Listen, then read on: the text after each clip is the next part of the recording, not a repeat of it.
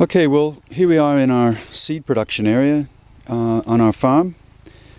We've got right in front of us here, growing in a nice big patch, Dianella Tasmanica, Tasman flax lily. I like to call it the Otway flax lily because it grows extensively across the Otways. It's a beautiful plant, great for landscaping, great for re-veg on a high rainfall site. But what I've been doing just recently, in the last couple of minutes, is collecting the seed off of these plants, all of these berries. And I've got my bucket here full of berries. You can see them all. They're quite fruity, quite moist, as you can see.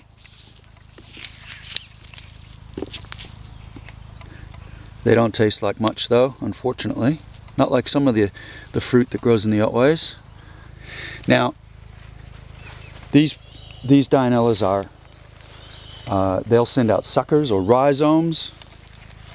You can see this plant over here and its little rhizomes that have come under the ground and come up into a new plant, like right there. So that's why this patch here has spread. It's spread from about maybe, I don't know, 6 or 7 plants, and now it looks like 15 or 20. These plants were planted about 10 years ago. Still doing very well. Possibly the original plants, like this one just in the center here, right there, starting to look a bit yellow. But its little progeny, its offspring around the edge, are looking quite green, quite happy. So they'll probably take over and it'll just keep spreading throughout the area here. Dianella Tasmanica. Okay, so here's our seed, all that Dianella Tasmanica, and mortar, pestle, and basically just trying to remove the pulp from the seed. So it's sort of a fermentation process, and this will, you can hear the juice in there kicking on. Okay, so we've done the mortar and pestle with the seed, and now we have to strain it and try to get rid of any more solids. And some of the berries or the fruit you can see is green under color. It's a bit hard.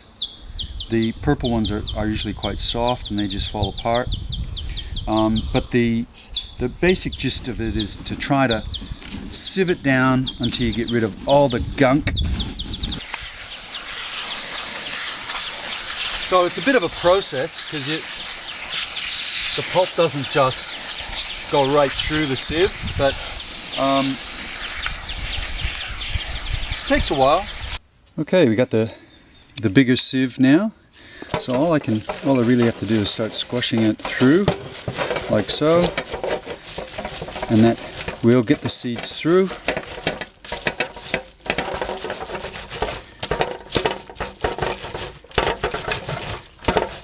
Just leaving the larger berries there. Okay, so that's what came out of that didn't go through the big sieve. Mostly hard fruit that didn't squash down with the mortar and pestle, so they're probably a little bit immature.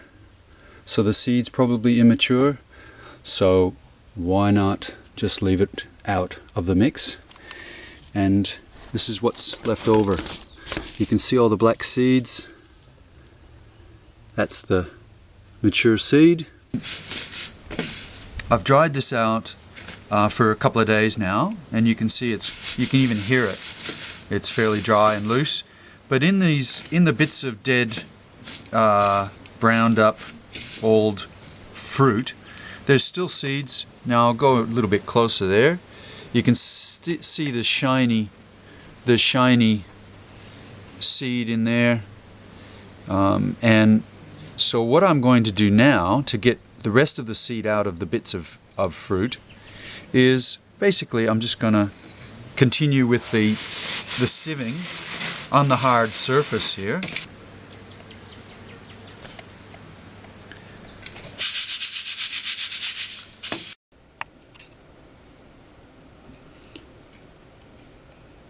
You can see the shiny seed, Dianella tasmanica. Not all of the seed will be viable, but a good proportion of it will be. And I'll sow it, like I said earlier, in April. I've put it in the jar. Here's the jar. Just poured a bit out there just to see what it looks like. And I'll store that in our seed fridge. And away we go. So there's literally thousands of seed in there, and that's what you want.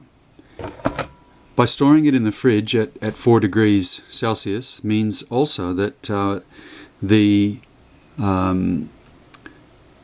seed will store well. We can use it for upcoming years if we still have it around. I do sow a lot of this. I grow a lot of it. Probably grow a couple of thousand every year, and there's more than that in that jar. So it'll be very useful, and you can't buy it. Well, it's very hard to buy. So if you don't collect it, you won't be growing it. And that's it for the preparation of Dianella tasmanica. Okay, bye.